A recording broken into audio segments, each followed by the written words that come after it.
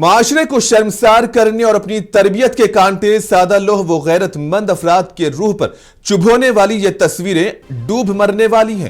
ایک جانب جہاں اسلام دشمنوں کی جانب سے حجاب کو بدنام کرنے میں کوئی کسر باقی نہیں رکھی جا رہی ہے، تو وہیں اسلام کی یہ بیٹیاں خود اس کو داغدار کر رہی ہیں۔ ذرا دیکھیں تو صحیح کس طرح بے حیائی کا مظاہرہ کیا جا رہا ہے۔ ویڈیو میں دیکھا جا سکتا ہے کہ سڑک پر موٹر سائیکل پر سوار جوڑے کو کیسے کھلے عام ایک دوسرے کی محبت کا اظہار کر رہے تھے۔